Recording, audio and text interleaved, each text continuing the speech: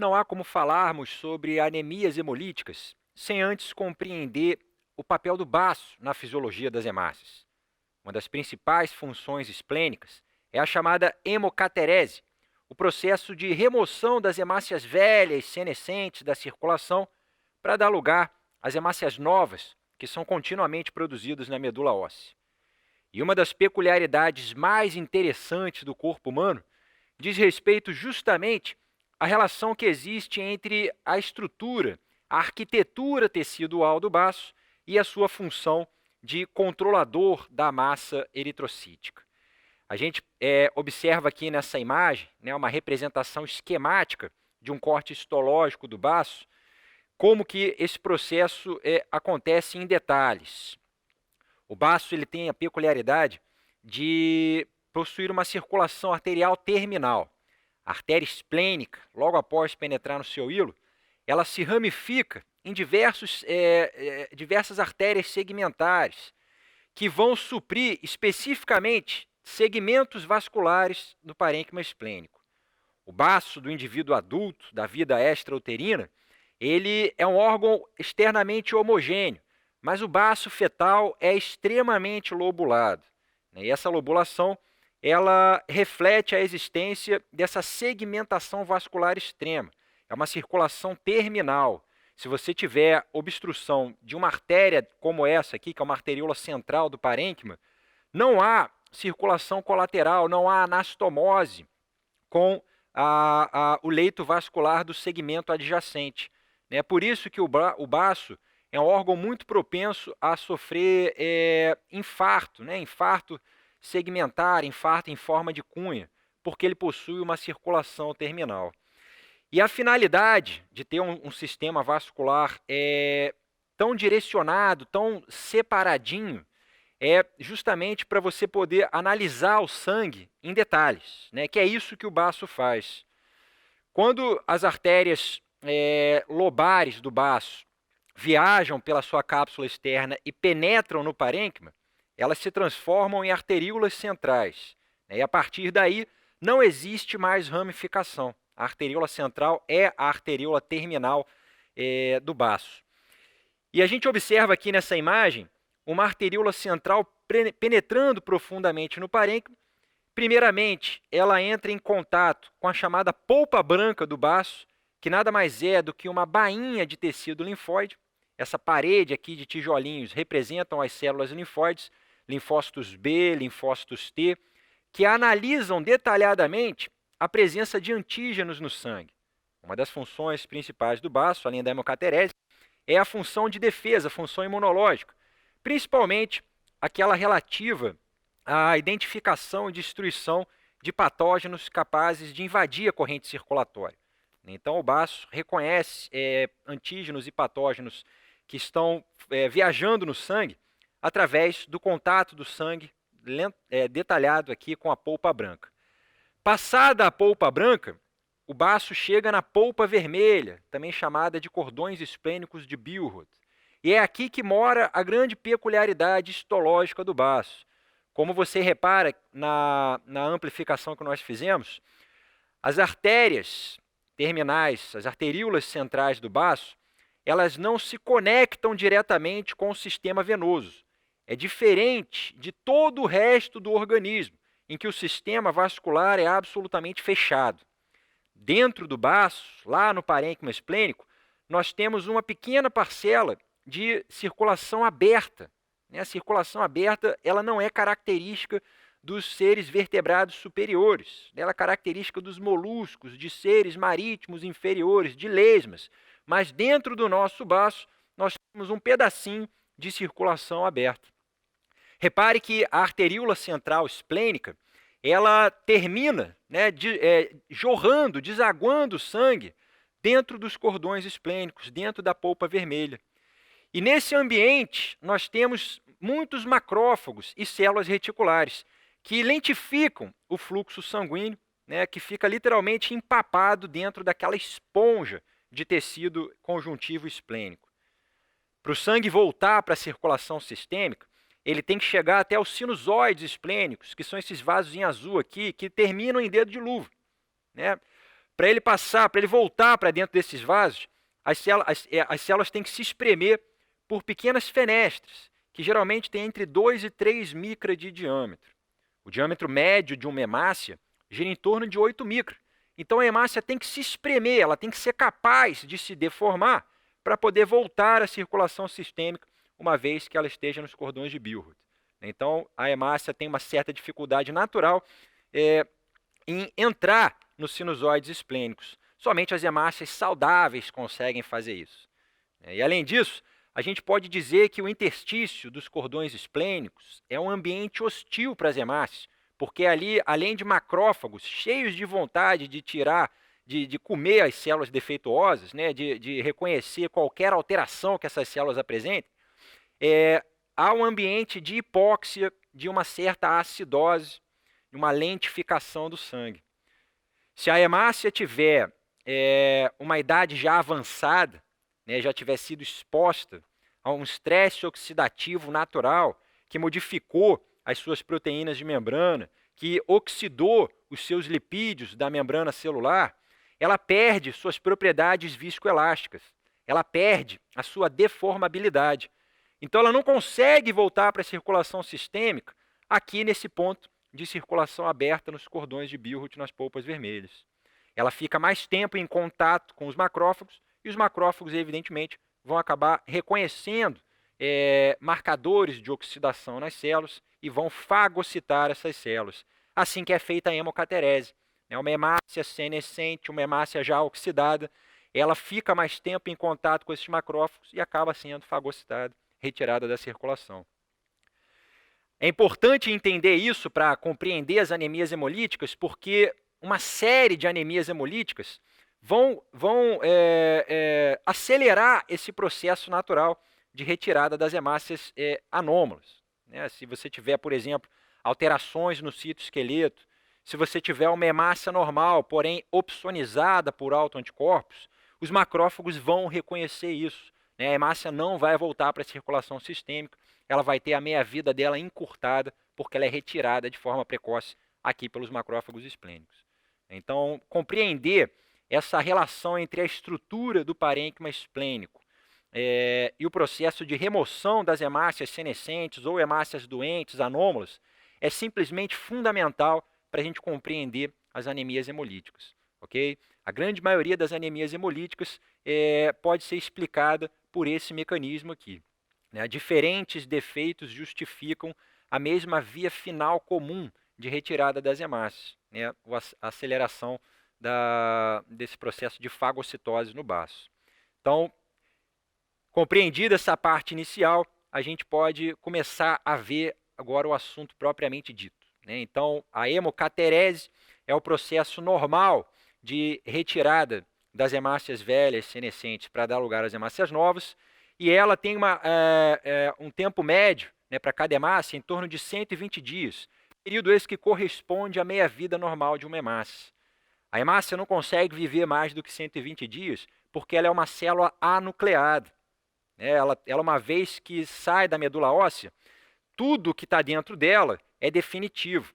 Ela não tem mais síntese proteica, ela não tem mais transcrição do DNA, ela não consegue renovar as suas proteínas de membrana, as suas enzimas, a hemoglobina.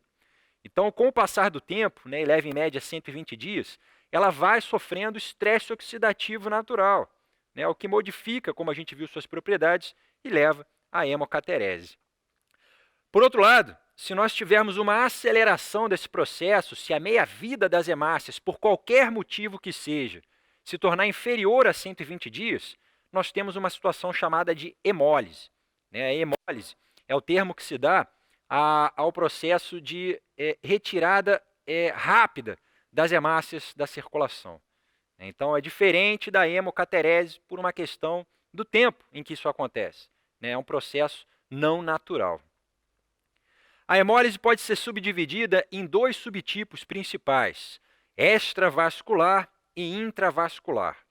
A grande maioria dos casos é extravascular, como eu falei. Né? Por isso que é importante a gente entender esse mecanismo fisiológico que acontece no baço. Quase todas as anemias hemolíticas promovem uma aceleração daquele processo. Então, o baço é o principal órgão do sistema retículo endotelial, onde ocorre o processo hemolítico. Okay? Por outro lado, a gente pode ter hemólise intravascular, né? Uma hemólise que não acontece no sistema retículo endotelial, ela não depende da ação dos macrófagos esplênicos. Nesse caso, por algum motivo, geralmente alguma toxina ou algum defeito muito grave da hemácia, ocorre a explosão, a destruição da célula vermelha no interior da própria circulação.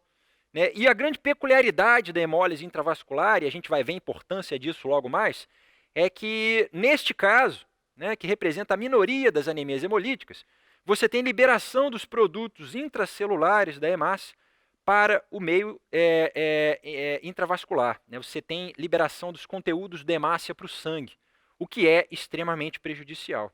Okay? Vale dizer ainda que nem toda hemólise provoca anemia hemolítica. Né? A gente viu que a definição de hemólise, a grosso modo, é o encurtamento da meia-vida das hemácias. Né? Mas nem sempre uma situação de hemólise vai cursar com anemia, porque a gente pode, a gente pode ter uma compensação disso. Né? Se a gente tiver, por exemplo, reservas de ferro, de ácido fólico e vitamina B12 normais, e o encurtamento da meia-vida das hemácias, que é menor do que 120 dias, porém maior do que 20 dias, nós temos o que se chama, podemos ter o que se chama de hemólise compensada. A medula óssea ela é capaz de reagir à perda aguda de células, aumentando a sua produção de hemácias em até 6 a 8 vezes. Então, se os substratos para a síntese de hemácias estiverem normais e a meia-vida delas não estiver absurdamente reduzida, a medula consegue compensar o processo hemolítico e o paciente não desenvolve anemia.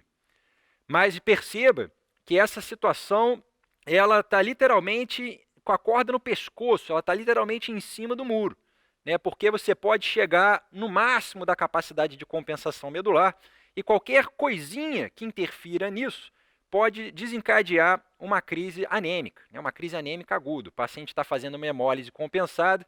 Se ele tiver, por exemplo, né, uma deficiência de ferro, um esgotamento das reservas de folato ou uma deficiência de vitamina B12, ele pode desenvolver franca anemia hemolítica.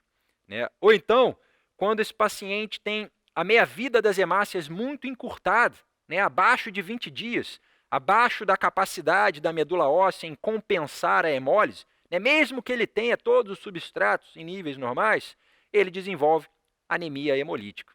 Né? Então, existe uma janela de compensação em que a medula consegue manter o paciente sem anemia, apesar da hemólise, né? Mas chega a um ponto em que, mesmo que a medula trabalhe em excesso, ela não consegue compensar e surgem as anemias hemolíticas propriamente ditas. Como é que a medula responde exatamente ao processo de hemólise? Né? Se a gente tem uma queda da contagem de hemácias, nós temos uma diminuição da capacidade sanguínea de carrear oxigênio. Isso é sentido pelos rins, que aumentam a síntese e a secreção de eritropoetina. A eritropoetina vai estimular a medula óssea a liberar formas jovens de hemácias. A gente sabe que o proeritroblasto ele se transforma sucessivamente em reticulócito. O reticulócito é a forma jovem de hemácia que é liberada pela medula. Dentro de pouco tempo, o reticulócito se transforma numa hemácia. Então, normalmente, o que sai da medula óssea são os reticulócitos e não as hemácias já prontas.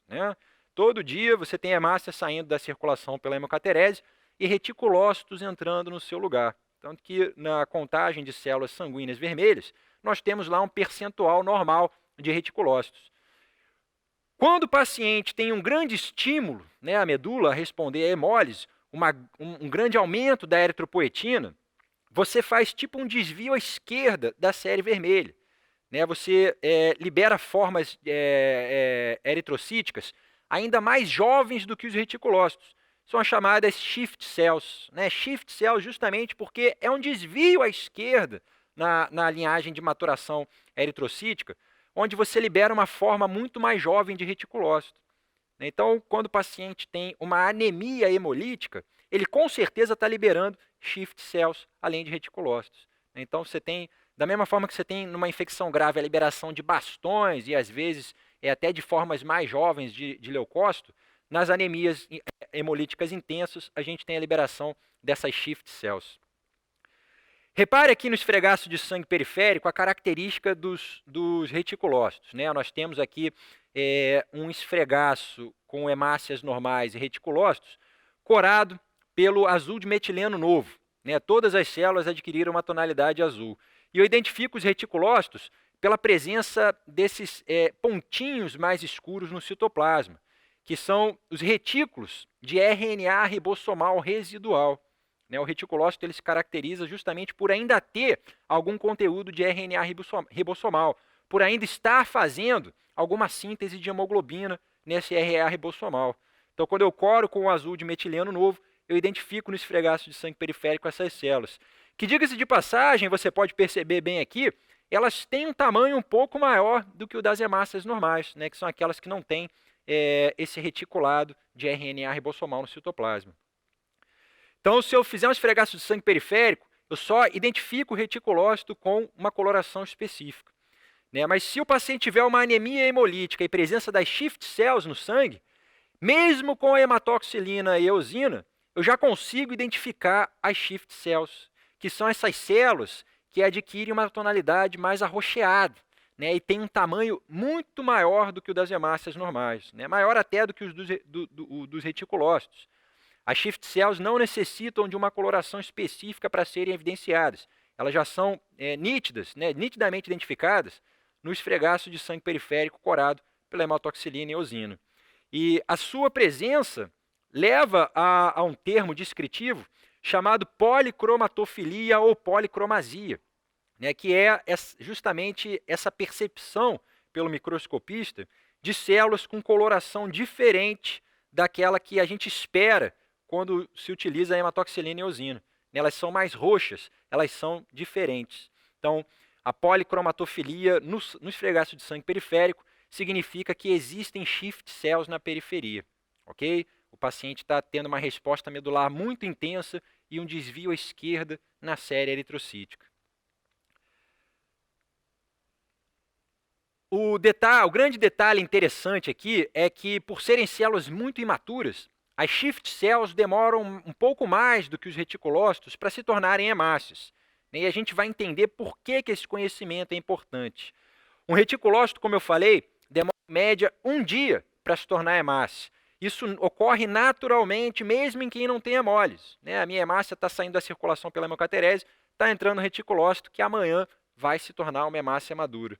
Mas quando eu libero shift cells, elas demoram entre 1,5 a 2,5 dias para se tornarem hemácias. Em média, 2 dias, o dobro do tempo que um reticulócito leva.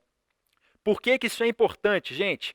Porque na hora de interpretar o hemograma, a gente precisa fazer algumas correções. Porque veja bem, normal é a gente ter um pouquinho de reticulócito dentre as hemácias circulantes, né? Menos do que 2,5 do total de hemácias. E muitas vezes você pega um paciente anêmico que tem uma contagem, uma proporção de reticulócitos maior do que isso. E aí você, à primeira vista, acha que ele tem uma reticulocitose, né? Acha que aquela anemia é hiperproliferativa, é uma anemia hemolítica. Mas reticulocitose, ao pé da letra, não é exatamente um aumento do percentual de reticulócitos, né? Porque esse aumento, a gente vai ver, pode estar falseado. A reticulocitose, ela significa um aumento na produção reticulocitária da medula, né? E para demonstrar que isso está acontecendo, a gente precisa fazer 2 correções no percentual de reticulócitos. Olha só que interessante. A primeira correção é o chamado índice de reticulócitos corrigido, em que aquela proporção vai ser corrigida em função do grau de anemia que o paciente apresenta. Existem 2 formas de fazer isso, né? Pelo hematócrito ou pela hemoglobina. Eu vou pegar o percentual de reticulócitos que eu vi no hemograma e vou multiplicar pelo quociente entre o hematócrito do paciente e um hematócrito normal, que é 40.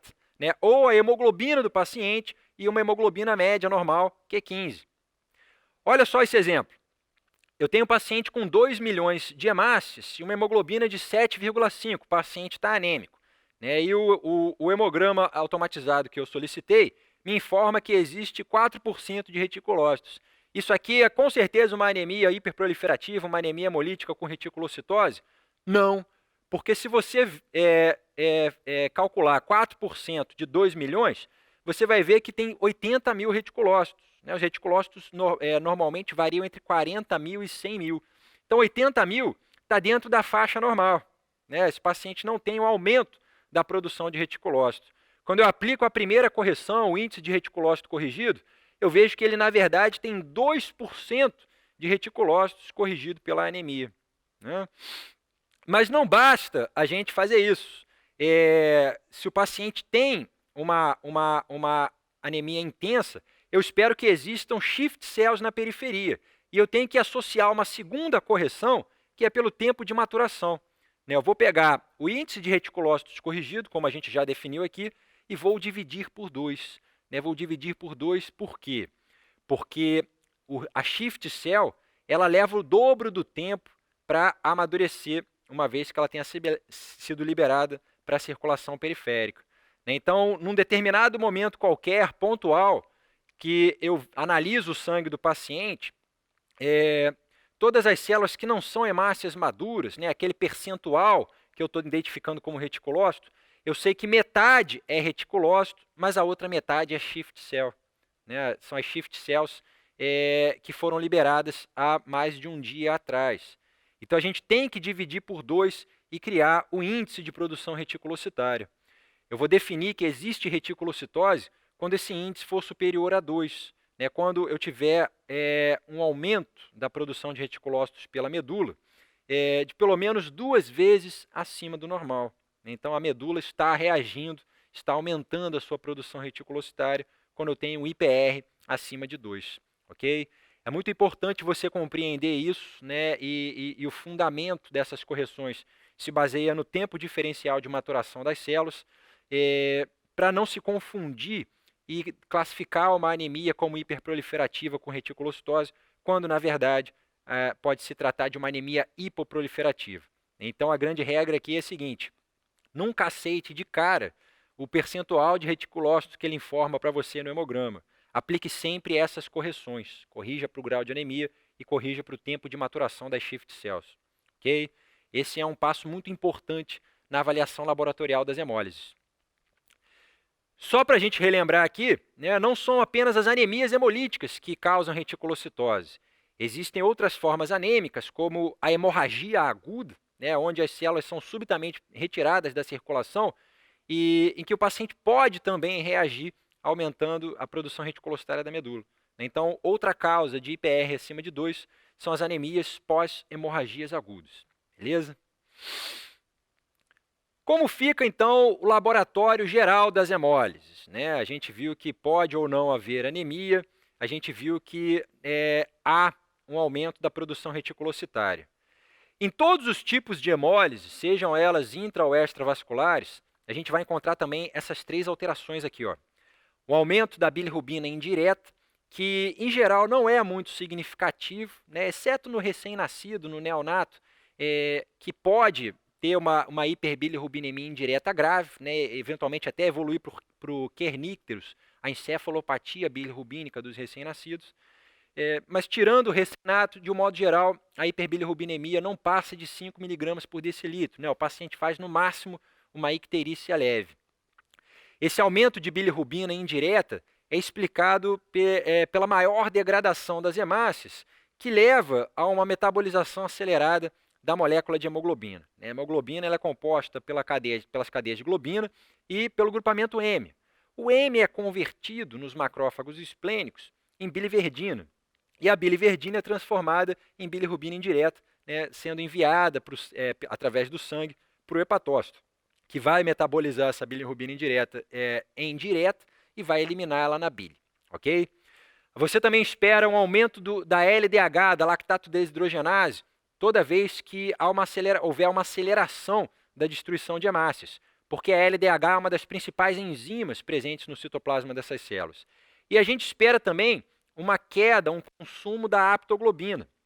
A aptoglobina é uma proteína, uma alfa-globulina sintetizada no fígado, que tem a função de proteger o organismo da hemoglobina livre. Então, mesmo quando você tem uma hemólise extravascular, uma hemólise lá no baço, para a hemoglobina não causar toxicidade dentro do baço, a aptoglobina está no sangue e vai lá e quela a hemoglobina. E quando você tem uma hemólise intravascular, esse efeito é ainda mais óbvio. Assim que a hemoglobina é liberada no sangue, a aptoglobina vai lá e se combina a ela, evitando a toxicidade natural da hemoglobina. A hemoglobina tem ferro, tem oxigênio, ela tem um alto poder de causar oxidação das células endoteliais da parede vascular. Então, uma hemoglobinemia intensa é um evento extremamente tóxico para os vasos sanguíneos. A aptoglobina está lá para nos proteger disso. Essas 3 alterações são esperadas em todos os tipos de hemólises, porque a gente sempre vai ter todas elas acontecendo. E é importante relembrar que numa hemólise crônica, com uma bilirrubina indireta persistentemente aumentada, você tem uma chance aumentada de colelitíase por cálculos de bilirrubinato de cálcio.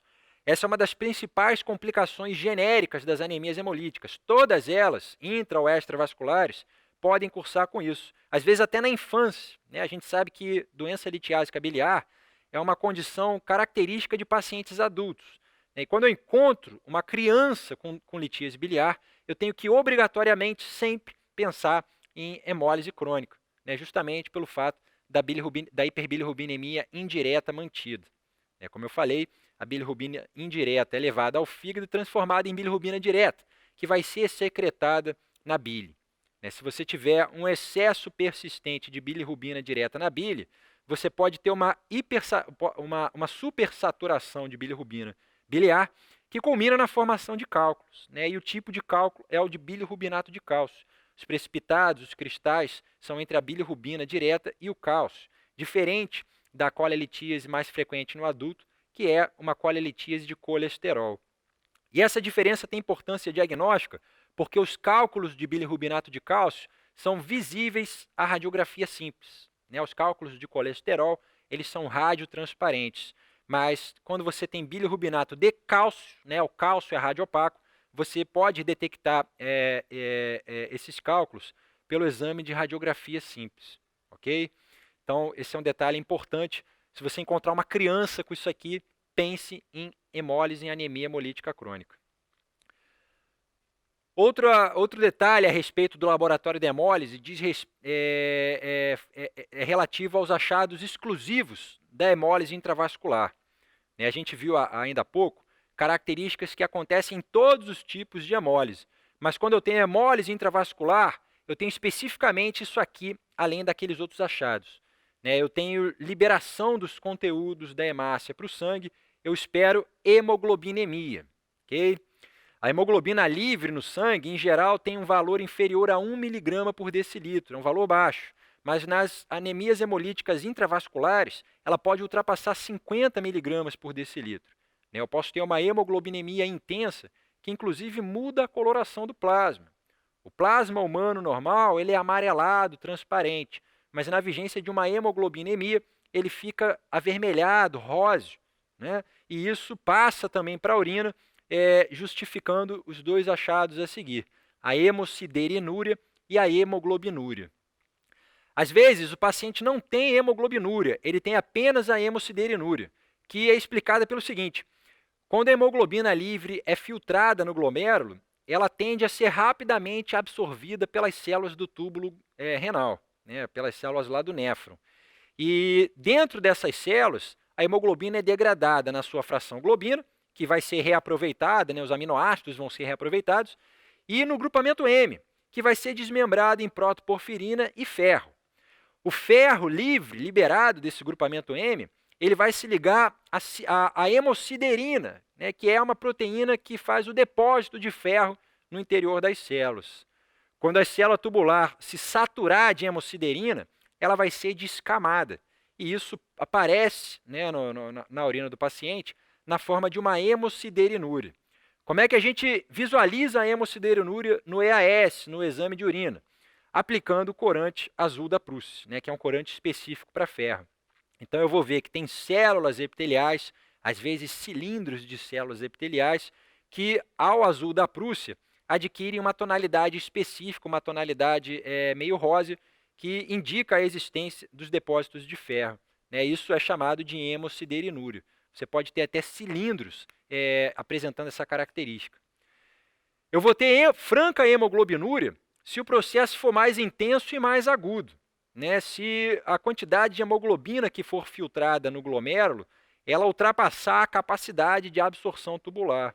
Nesse caso, a hemoglobina aparece livremente na urina do paciente, né? E isso se caracteriza por uma urina de cor avermelhada, acastanhada, que tem a pesquisa de sangue positiva pelo teste bioquímico, né? O M-dipstick é positivo, mas você não tem hemácias no sedimento urinário. Então, é uma urina vermelha positiva para a hemoglobina, sem hemácias no sedimento urinário, ok? E além disso, a gente tem duas alterações que são pouco comentadas, porque em geral você não faz esse exame, mas eles são os mais específicos para demonstrar a existência de hemólise intravascular, que são a diminuição da hemopexina e o aumento da metemalbumina. O que é isso, gente? Quando eu tenho hemoglobina livre no sangue do paciente, ela também vai ser desmembrada na sua porção globina e no grupamento M. O grupamento M ele se combina a uma proteína chamada hemopexina, que vai diminuir o seu nível sérico, porque uma vez que ela se combina com o grupamento M, ela sofre oxidação e é retirada pelas células hepáticas, né, pelo hepatócito. E o M ele também se combina à albumina, né, gerando a metemalbumina, uma forma oxidada de albumina. Então, a diminuição da hemopexina e o aumento da metemalbumina são achados pouco solicitados na prática, porém muito específicos de que está ocorrendo um processo de hemólise intravascular no paciente. E os índices hematimétricos, gente? Como é que ficam os índices hematimétricos do hemograma no paciente que tem hemólise? De uma forma geral, para a grande maioria dos quadros, a gente vai ter normocitose e normocromia. Eventualmente, nas hemólises mais graves, eu encontro macrocitose, que na verdade é um falso positivo. Né? Não é que as hemácias do paciente ficaram com maior tamanho. O VCM aumentado é justificado pela maior circulação de reticulócitos. A gente viu que os reticulócitos eles têm um volume maior do que o das hemácias normais, aproximadamente de 108 fentolitros. As hemácias normais têm entre 80 e 100 fentolitros. E as shift cells, vale lembrar, são maiores ainda. Né? Elas podem ter um volume maior do que 108 fentolitros, eventualmente chegando até 120 fentolitros. Né? Então, se você tiver uma grande circulação de reticulócitos e principalmente de shift cells, o aparelho automatizado que mede os índices hematimétricos, o Counter, né? Ele pode identificar falsamente um aumento do VCM. Ele pode sugerir para você que é uma anemia macrocítica. Então perceba que não é difícil diagnosticar hemólise, mas a gente tem que ter cuidado com certas armadilhas, né, que os exames automatizados podem fornecer. Já vimos o percentual de reticulócitos e agora o VCM das hemácias. Vale dizer, e a gente vai estudar isso logo mais, que uma importante exceção a essa regra de normocitose e normocromia na maioria das hemólises é a esferocitose hereditária. É uma situação, na verdade, a única situação da medicina que é uma causa clássica de hipercromia. Né? As hemácias elas estão com o conteúdo de hemoglobina aumentado, a densidade da hemoglobina aumentada, e você vai entender o porquê disso quando a gente falar de esferocitose. E o esfregaço de sangue periférico, né, que é um passo crucial na investigação das anemias hemolíticas, ele pode sugerir o diagnóstico etiológico do quadro. A gente já viu que, de um modo geral, as anemias hemolíticas apresentam policromatofilia e é comum também ocorrer anisocitose, né, porque você tem lá, no esfregaço de sangue periférico, você está vendo, não é o aparelho automatizado que está te dizendo isso, hemácias com volume maior, que são os reticulócitos e as shift cells, e as hemácias do paciente, né, as hemácias doentes, que podem ter volume reduzido ou volume normal. Okay? Então, essa policromatofilia, representando as shift cells, e a anisocitose óbvia desses quadros, são achados esperados em todos os esfregaços de sangue periférico de pacientes com hemólise. né? E a poiquilocitose, que é um termo que significa a presença de hemácias com formatos anômalos, bizarros, é importante para o diagnóstico etiológico das anemias, né? Então, a gente tem vários tipos de pecilócitos ou de poiquilócitos, hemácias com formatos anômalos, né? E eu não vou explicar cada um deles agora. Quando a gente for falar das entidades individualmente, vamos explicar melhor aqueles mais relacionados a cada uma delas, ok?